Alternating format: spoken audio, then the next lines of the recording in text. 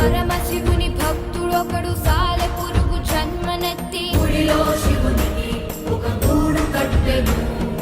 అతని భక్తి పరీక్షించి పంతము గల ముక్కంటి నిప్పు కంటితో పెనుమంట పెట్టెను.